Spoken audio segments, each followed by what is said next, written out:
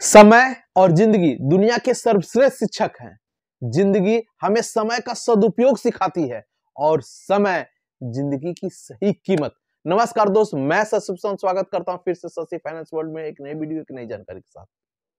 आज के इस वीडियो में जानेंगे इन्फ्लेशन। क्या होता है इन्फ्लेशन? इसको हिंदी में क्या कहते हैं?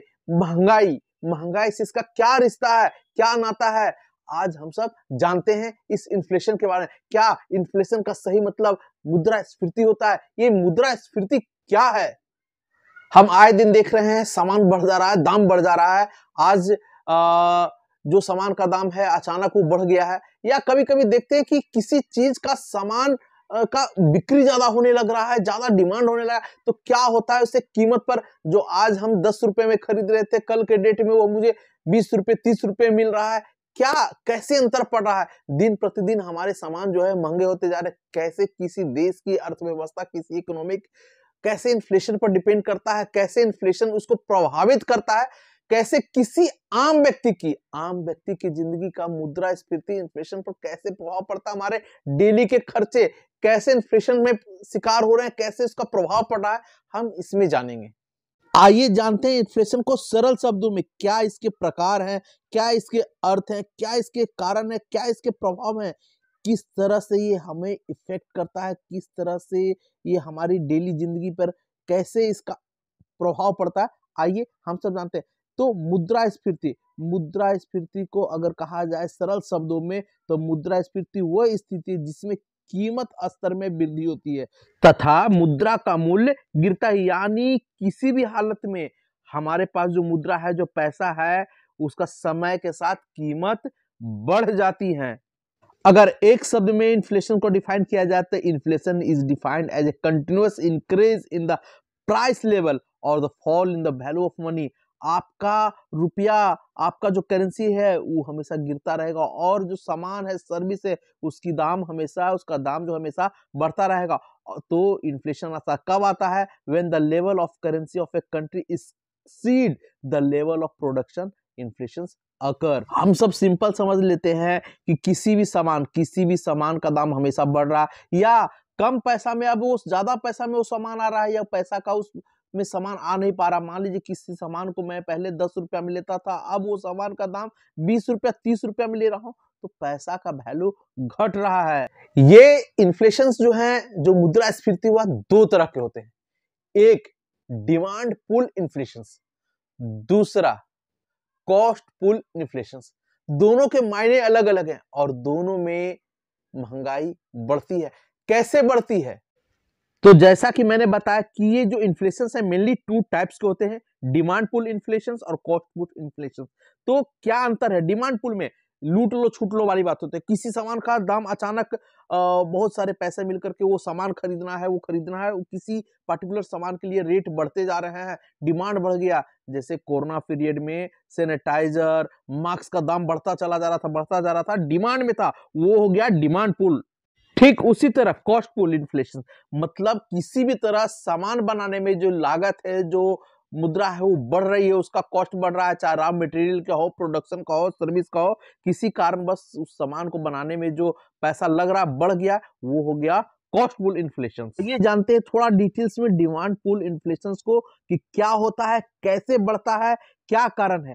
तो डिमांड पुल इन्फ्लेशन में संजोग बस आप बोलिए कि अचानक किसी कंजम्पशन का बढ़ जाना, किसी पार्टिकुलर चीज को लेकर के अचानक कंजम्पशन का बढ़ जाना, एक्सचेंज रेट जो अपना फॉरेन एक्सचेंज रेट है उसमें कम कीमत में गिरावट हो जाने के कारण कोई बाहरी सामान को लेना अचानक बढ़ जा रहा है, कुछ गवर्नमेंट सब्सिडीज जो दे रहा है उसके कारण, कुछ गवर्नमेंट छूट दे रहा है उसके कारण, कुछ मॉनेटरी ग्रोथ के कारण जो अचानक डिमांड में आ जाते हैं, कुछ जो सीजनल एक्सपेक्टेशंस होते हैं किसी को पार्टिकुलर सामान को लेकर के, वो हो गया एक तरह से डिमांड पुल इन्फ्लेशन।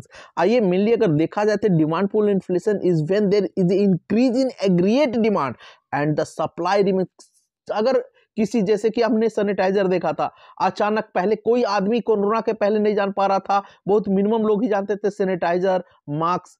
अचानक कोरोना होने के कारण उसका जो है डिमांड बढ़ने लगा, सप्लाई वही रह गया, क्योंकि पहले इस तरह से चलन में नहीं था और अचानक बढ़ जाने के कारण उसका प्राइस जो है हमेशा बढ़ने लगा और बढ़ने लगा। सैनिटाइजर बढ़ने लगा, मेडिसिन की कीमत बढ़ने लगे, जो डिमांड में आ गया अचानक, कंजम्पशन वही रहा था, कंजम्पशन अचानक बढ़ गया और जो सप्लाई था मेरा पहले लिमिटेड था और बाद में उसको बढ़ा गया। इसके कारण है कि मैच करने के लिए अचानक जो है सामान का दाम बढ़ा दिया गया। तो समझते तो demand pull inflation is when there is increase in aggregate demand and the supply remain the same value, और जो है when the supply cannot meet the growing demand price for the goods. अगर आपको कोई अगर मान ली डिमांड बढ़ रहा है और उस तरह से प्रोडक्शन हो नहीं पा रहा है तो अचानक जो है कीमत बढ़ेगा ही बढ़ेगा। ये कुछ नीतियों के कारण, सरकार की नीतियों के कारण भी हो सकता है। मान लीजिए कि हमारे मोदी सरकार, केजरीवाल सरकार वो कुछ ऐसा घोषणा कर देते, जैसे उसने घोषणा किया कि भाई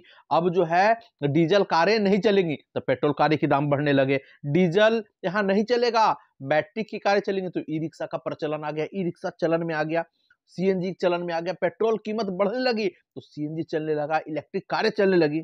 अब देखते हैं कॉस्ट पुल इन्फ्लेशन। तो क्या होता है कॉस्ट पुल इन्फ्लेशन? इसमें जो है आपका सिंपल शब्दों में बोला जाए तो जो सामान, जो प्रोडक्शन है उसका कॉस्ट, मैन्युफैक्चरिंग कॉस्ट जो है बढ़ जाता है और इस बढ़ने का कारण कुछ भी हो सकता है।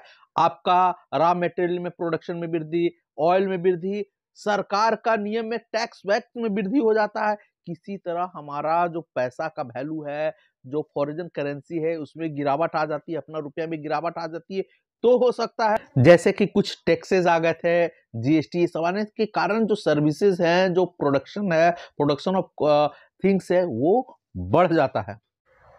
Costful inflation is when the cost of good and the services rise. This happen because the people have more money to spend in the economic. This change what they want to. Why suppliers see the increase in demand, so they are trying to increase their price. जैसा कि हम लोगों ने corona में देखा कि अचानक oxygen का डिमांड बढ़ता चला गया। ऑक्सीजन की कमी होने के कारण जो सप्लाई था लिमिटेड था, फिक्स था, वो अचानक डिमांड में आने लगा, उसका ऑक्सीजन का सिलेंडर का कॉस्ट बढ़ने लगा। इस तरह की स्थिति एक तरह से इकोनॉमिक क्राइसिस को उत्पन्न करती है। अगर हम सब एक देखा जाए कि इन्फ्लेशन एक तरह से कैसे होता है, अगर हमारा जो प्रोडक्शंस है, मान लीजिए कि हम जो कमा रहे हैं, अगर हमारे कमाने से ज़्यादा हमारा खर्चा बढ़ जाए तो इधर उधर तो आपको मांगना पड़ेगा, कर्ज लेना पड़ जाएगा, अपनी ज़िंदगी को चलाने के लिए कर्ज लेना पड़ जाएगा। और जब सही तरीका से आप उस कर्ज को नहीं चुका पाइएगा, आपकी स्थिति दिन प्रतिदिन यही बनी रहेगी, आप सेविंग नहीं कर पा रहे हैं, तो वो आपकी स्थिति चरमरा लेगी। ये जो इन्फ्लेशन से सेम सिचुएशन पैदा करता है। आप श्रीलंका की इकोनॉमी को देख सकते हैं कि कैसा श्रीलंका के इन्फ्लेशन के कारण कैसा श्रीलंका की स्थिति चरमरा सी गई थी। आप देखिएगा कि वहां पर जो लिविंग कॉस्ट है, लिविंग कॉस्ट है, अचानक प्रोडक्शन नहीं होने के कारण, वहां पर जो है सप्लाई बंद हो जाने के कारण वहां प्रोडक्शन नहीं हो पा रहा, सही चीज नहीं पहुंच पाएगा, वहां डिमांड पुल में बढ़ता चला गया। जो कॉस्ट एक तरह से देखिएगा कि चावल दूध की कीमतें 300 400 रुपये हो गए, केजी हो गए, पेट्रोल की कीमत 500 1000 रुपये लीटर में चले गए। जो दिनचर्या की जो डेली जरूरतें की थी उनकी सामान की कीमत में जबरदस्त, क्यों?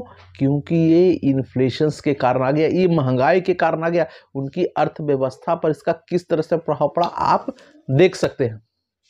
जैसा कि आपने देखा कि इन्फ्लेशन पर सही कंट्रोल नहीं रहने के कारण कैसे किसी देश की अर्थव्यवस्था पूरी तरह से गड़बड़ा गई। क्या होता है, कैसे कंट्रोल किया जा सकता है, हम इन्फ्लेशन पर कैसे कंट्रोल कर सकते हैं? सरकार को देखना पड़ेगा कि अगर खर्चे बढ़ रहे हैं तो इनकम कैसे बढ़े, पर व्यक्ति आय कैसे बढ़े, कैसे आपका प्रोडक्शन ज्यादा से ज्यादा बढ़ पाए, कैसे रोजगार ज्यादा से ज्यादा बढ़ पाए, ये चीज जरूरी है इसको नियंत्रण करने के लिए। आइए एक लुकअप में देखते हैं, एक शॉट में देखते हैं कि किस तरह से हम इसको कंट्रोल किया जा सकता है। हमने श्रीलंका को देख चुका कि हाँ भाई किस तरह से मॉनेटरी पॉलिसी और जो भी है इन्फ्लेशन पर कंट्रोल नहीं रखे के क्या स्थिति हुई थी। अब देखते हैं कि इस इन्फ्लेशन को कैसे हम सब कंट्रोल करें। तो मेनली जो है इन्फ्लेशन को 3 तरीका से कंट्रोल कर सकते हैं। तो जैसा कि आपको बताया कि इसको कंट्रोल करने के लिए हमारे पास 3 पॉलिसी है। मॉनेटरी पॉलिसी, इसमें आपको क्रेडिट कंट्रोल कर सकते हैं, डिमोनेटाइजेशन ऑफ करेंसी कर सकते हैं, न्यू करेंसी इशू कर सकते हैं, इसके कारण हो सकता है। दूसरा हो जाता है फिजिकल पॉलिसी, आप उसको अननेसेसरी एक्सपेंसेस को घटा सकते हैं, आप टैक्सेस भी इंक्रीज कर सकते हैं, चार्जेज, आपको बैंक रेट, इंटरेस्ट रेट आपको आप बढ़ा सकते हैं, सप्लाई बजट को आपको नियंत्रण में करना होगा। इसके साथ साथ लोग की जो जरूरत की चीज है उसको आपको प्रोडक्शन को देखना पड़ेगा, लोगों के कर्ज को देखना पड़ेगा। अदर जो तीसरा है, अदर जो मेजर में आपको प्रोडक्शन बढ़ाना ही होगा, आपको इनकम जनरेट करना ही होगा, आपको कुछ छूट देना ही पड़ेगा, रियायत देना ही पड़ेगा, प्राइस कंट्रोल करना ही पड़ेगा, तब आप इस पे जाकर के कंट्रोल पा सकते हैं। मिलते हैं अगले वीडियो में एक नई जानकारी के साथ। अगर आपने अभी तक हमारे चैनल को सब्सक्राइब नहीं किया तो इसे सब्सक्राइब करें, लाइक करें और ज्यादा से ज्यादा शेयर करें। आपका लाइक, शेयर एंड सब्सक्राइब मुझे मोटिवेट करता है आप तक नई वीडियो बनाने के लिए, आप तक सही जानकारी पहुंचाने के लिए। हमारे इस चैनल पर फाइनेंस, इंश्योरेंस, बैंकिंग से संबंधित सभी तरह की जानकारी आपको मिलती रहेगी, तो आप इसे सब्सक्राइब करें, लाइक करें। नमस्कार।